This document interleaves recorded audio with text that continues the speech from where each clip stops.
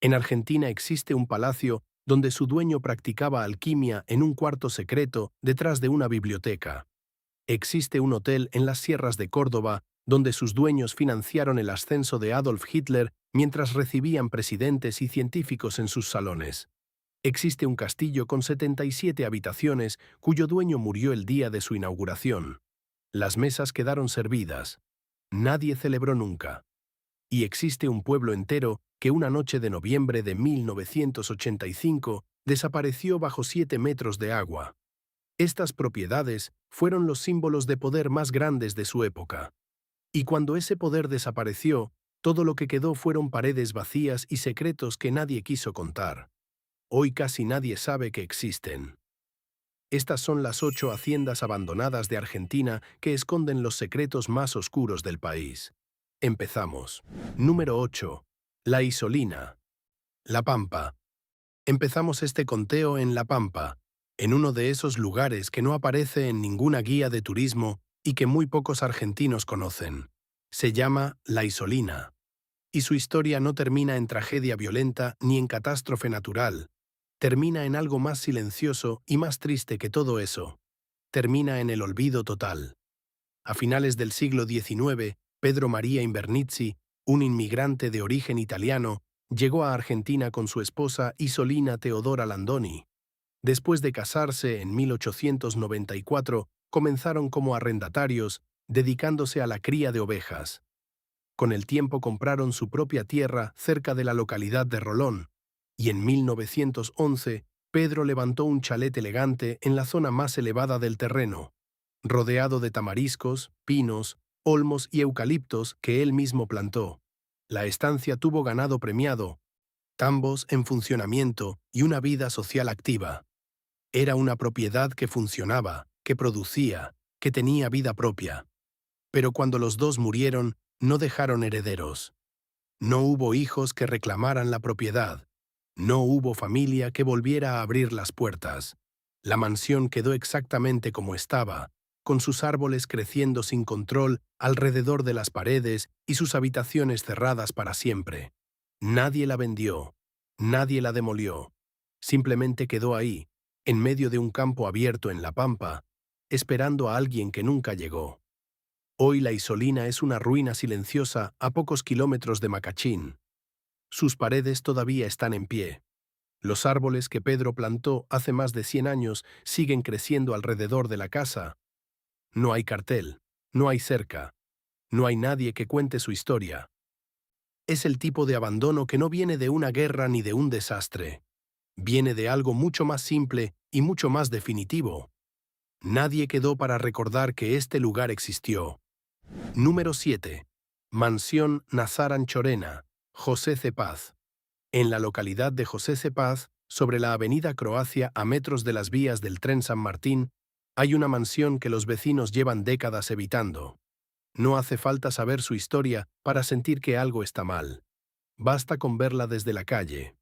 Fue construida en 1914 por Benjamín Nazar Anchorena, fundador del Club Náutico San Isidro y funcionario del Ministerio del Interior. La usaba con su familia como refugio de fin de semana. Tenía un jardín amplio, senderos de pinos y una capilla privada que funcionó durante años para la comunidad local. Era el tipo de propiedad que en esa época era símbolo de poder y distinción. Con el paso de las décadas, la familia dejó de usarla. La capilla fue demolida para dar paso a las vías del tren. La fachada se fue descoloriendo. Las puertas y ventanas se rompieron y nadie las reparó. La vegetación creció sin control alrededor de todo el edificio. Y lo que quedó es una estructura que genera una incomodidad difícil de explicar. Su silueta oscura, su fachada manchada y sus ventanas vacías la convirtieron en una presencia perturbadora en el paisaje del barrio. Los vecinos dicen que tiene un parecido exacto con la casa de la película Psicosis. Y no es una comparación exagerada. La arquitectura, el deterioro y la atmósfera que rodea el lugar producen exactamente esa sensación. Hoy nadie vive adentro. Nadie la mantiene. Y nadie sabe con exactitud cuándo fue la última vez que alguien cruzó esa puerta. Número 6. Residencia Maguire, Buenos Aires. En la esquina de Avenida Alvear y Rodríguez Peña, en pleno barrio de Recoleta, uno de los barrios más elegantes y caros de Buenos Aires, hay un edificio que detiene a cualquiera que pase por ahí, no porque esté en buen estado, sino porque a pesar de su abandono y de sus más de 130 años encima, sigue siendo una de las obras arquitectónicas más imponentes de toda la capital argentina. Se llama la Residencia Maguire, y es un palacio escocés abandonado en el corazón de Buenos Aires. Fue construida originalmente para Alexander Hume, un ingeniero británico que llegó a Argentina en 1868 y fundó una empresa de construcción de ramales ferroviarios. Años después, adquirió el Ferrocarril Central Norte, que unía las provincias de Córdoba y Tucumán. Era un hombre de enorme influencia económica en la Argentina de finales del siglo XIX. Y la residencia que mandó construir lo reflejaba completamente. El estilo elegido fue el gótico escocés. Y no solo el estilo, los materiales y el mobiliario fueron traídos directamente desde Escocia, cruzando el Atlántico en barco. Cada piedra, cada ventana, cada detalle interior vino de allá. El resultado fue una construcción única en Buenos Aires, sin ningún otro edificio comparable en su estilo dentro de la ciudad. En su época era conocida como una de las casonas más extravagantes y comentadas de Argentina y formaba parte del circuito de visitas propuesto por la Secretaría de Turismo de la ciudad de Buenos Aires para recorrer Recoleta. Con el paso de las décadas, la propiedad fue cambiando de manos. Hoy pertenece a María Susana Maguire Duhau, pero nadie vive adentro. La piscina, el jardín, la fachada y las rejas todavía conservan rastros de lo que fue. Pero el tiempo y el abandono hicieron su trabajo. Hoy la residencia Maguire está en serio riesgo de derrumbe. Un palacio traído desde Escocia, piedra por piedra, construido por uno de los hombres más influyentes de la Argentina del siglo XIX, abandonado en el barrio más caro de Buenos Aires. Número 5. Estancia Montelén, Buenos Aires. A 20 kilómetros de la ciudad de Bragado, en la provincia de Buenos Aires, hay una estancia que durante décadas fue uno de los establecimientos más ambiciosos del país. Hoy es un conjunto de ruinas en medio de un bosque que el tiempo fue cerrando alrededor de todo. Se llama Montelén, y su historia es una de las más extrañas y oscuras de la pampa bonaerense. Todo comenzó en 1872, cuando Máximo Fernández compró 6 leguas cuadradas de campo y bautizó el lugar como La Matilde, en honor a su esposa. La propiedad creció hasta tener 25.000 hectáreas. En 1904 pasó a manos de la familia Salaberry, quienes la transformaron completamente. Contrataron al paisajista francés Carlos Thys, el mismo que diseñó el Parque 3 de Febrero en Buenos Aires, para rediseñar los jardines. Thys creó un lago artificial, una pérgola y una pajarera. Los Salaberry también construyeron una capilla neogótica, una escuela y un zoológico privado con animales exóticos traídos de distintas partes del mundo. Entre esos animales había leones. La leyenda más conocida de Montelén dice que uno de esos leones mató a la hija de un cuidador del zoológico. Los propios administradores actuales reconocen que la historia existe, pero que no tiene documentación verificable. Lo que sí está confirmado es que el zoológico fue desmantelado y los animales trasladados a zoológicos públicos. En 1942, la propiedad pasó a manos de Francisco Suárez Zavala, el inventor del Geniol, quien la rebautizó como Montelén. El golpe final llegó el 5 de enero de 1974, cuando un tornado destruyó la capilla neogótica, la escuela y varias estructuras del pueblo que había crecido alrededor de la estancia. Los pocos habitantes que quedaban decidieron irse.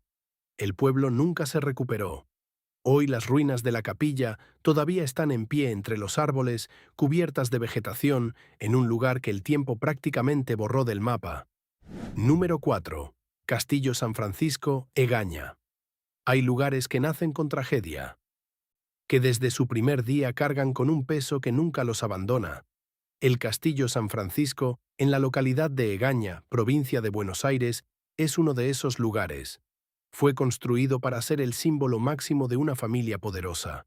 Y el día que debía celebrarse ese símbolo, todo terminó antes de empezar.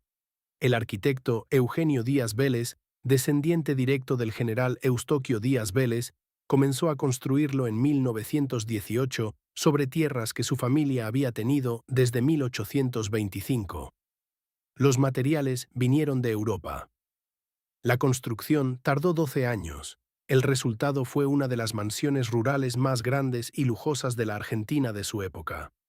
77 habitaciones, 14 baños, 2 cocinas, galerías, patios, taller de carpintería, terraza, mirador y balcones. Una propiedad que por su escala y su ambición no tenía comparación en toda la provincia de Buenos Aires. El 20 de mayo de 1930 era el día de la inauguración. Los invitados llegaron desde Buenos Aires en tren. Recorrieron las instalaciones, admiraron cada detalle y esperaron al dueño que venía en camino. Esperaron durante horas. Lo que llegó no fue él. Fue la noticia de su muerte durante el viaje. Las mesas quedaron servidas. Los invitados tomaron el tren de regreso. Y el castillo que había tardado 12 años en construirse quedó vacío en su primer día. Su única hija y heredera, Eugenia, quedó tan afectada por la tragedia que nunca volvió a entrar al lugar. El castillo permaneció cerrado durante 30 años. En 1960, el gobierno de la provincia de Buenos Aires intervino la propiedad y la convirtió en reformatorio para jóvenes con problemas de conducta. Durante los años siguientes, cientos de jóvenes vivieron dentro de sus 77 habitaciones. Pero a mediados de los años 70, un joven interno que ya había cumplido la mayoría de edad mató al encargado del lugar. Poco después, el reformatorio cerró sus puertas, y el castillo quedó abandonado nuevamente, exactamente como había comenzado, vacío, sin nadie que lo reclamara, con sus mesas metafóricamente todavía servidas desde aquel 20 de mayo de 1930, en que la celebración nunca ocurrió. Número 3. Palacio Piria, Punta Lara. Sobre el camino costanero Almirante Brown, en Punta Lara, partido de Ensenada, hay una estructura que desde lejos todavía impresiona.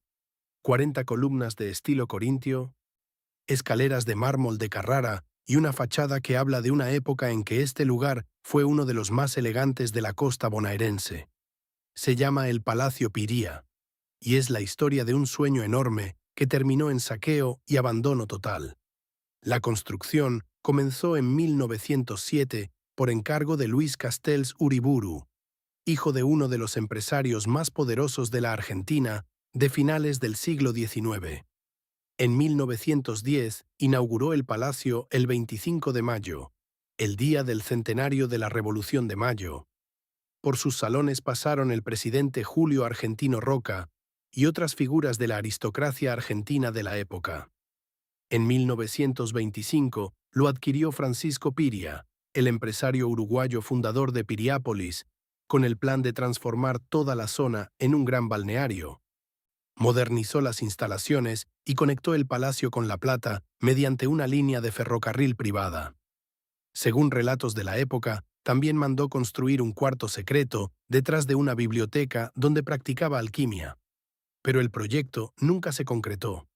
En 1930, Piria abandonó el palacio, regresó a Uruguay y murió allí en 1933. En 1947, su familia donó la propiedad al gobierno provincial para que funcionara como residencia de los gobernadores. Ese plan tampoco se concretó. Pasó por distintos usos durante décadas hasta que quedó completamente sin función. Desde 1995 comenzó a ser saqueado. Los vándalos se llevaron los mármoles, las maderas y hasta las vigas estructurales. El interior colapsó. En 2002 fue declarado monumento histórico. Pero esa declaración no salvó nada. Las promesas de restauración nunca llegaron. Hoy está vallado por peligro de derrumbe, abandonado por el mismo Estado que prometió protegerlo. Número 2. Hotel Edén, La Falda, Córdoba. En las sierras cordobesas, a menos de 100 kilómetros de la ciudad de Córdoba, hay un hotel que durante la primera mitad del siglo XX fue uno de los destinos más exclusivos de América del Sur. Se llama Hotel Edén. Fue construido en 1900 en La Falda, en el Valle de Punilla. Tenía 100 habitaciones, 125 empleados, una piscina olímpica, un campo de golf de 18 hoyos y un pequeño teatro. Por sus salones pasaron el científico Albert Einstein, el poeta Rubén Darío, el rey Humberto II de Italia y varios presidentes argentinos. Era un paraíso en las sierras, y nadie que lo visitaba en esa época podía imaginar lo que ocurría adentro cuando caía la noche.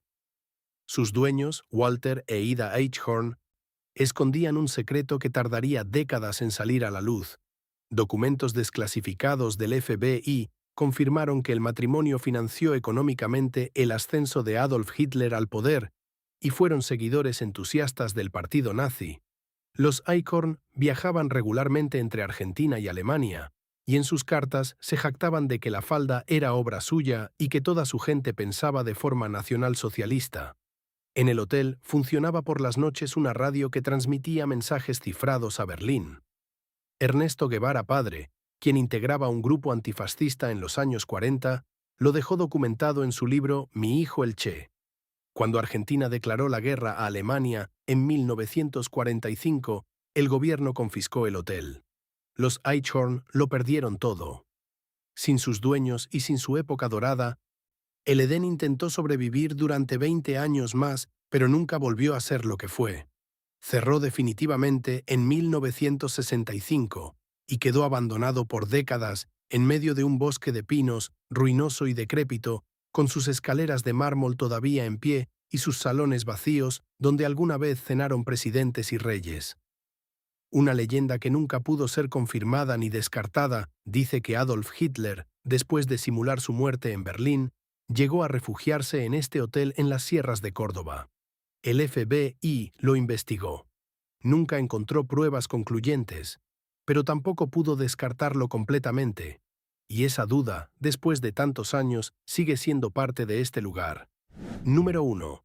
Villa Epecuén, Buenos Aires.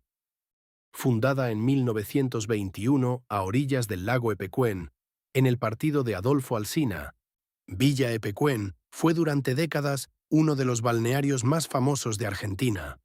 Sus aguas tenían 10 veces más sal que el océano y eran conocidas por sus propiedades curativas. En la década de los 70 recibía 25.000 turistas por verano. Tenía 1.500 habitantes, 250 establecimientos comerciales y 6.000 plazas hoteleras. Era, como la describían sus propios habitantes, una pequeña Mar del Plata en el interior de la provincia. En la madrugada del 10 de noviembre de 1985, el lago desbordó. Una obra de protección costera inconclusa cedió bajo la presión del agua. La inundación fue rápida y total. En 2 semanas todos los habitantes evacuaron. Para 1993, el pueblo estaba sepultado bajo 7 metros de agua. Hoteles, casas, comercios y el cementerio, todo debajo del lago. El agua tardó décadas en retirarse. Cuando lo hizo, dejó al descubierto algo que nadie esperaba ver: las ruinas completas de una ciudad entera. Calles todavía trazadas, árboles calcificados por la sal todavía en pie, autos oxidados exactamente donde los dejaron sus dueños la noche que huyeron. Pablo Novak fue el único habitante que se resistió a abandonar el pueblo para siempre. Vivió entre las ruinas durante años, recibía turistas y pedaleaba entre los escombros en su bicicleta. El 22 de enero de 2024 murió a los 93 años. Desde ese día, Villa Epecuén está completamente sola. Un pueblo entero debajo del lago, y ahora también sin el último hombre que se negaba a olvidarlo. Si este video te conmovió, hay 3 cosas sencillas que puedes hacer ahora mismo. Dale me gusta para que más personas conozcan estas historias. Suscríbete al canal para no perderte las próximas ciudades que restauraremos juntos. Y comparte este video con tu familia y amigos, porque estas historias merecen ser escuchadas por la mayor cantidad de personas posible. Nos vemos en el próximo.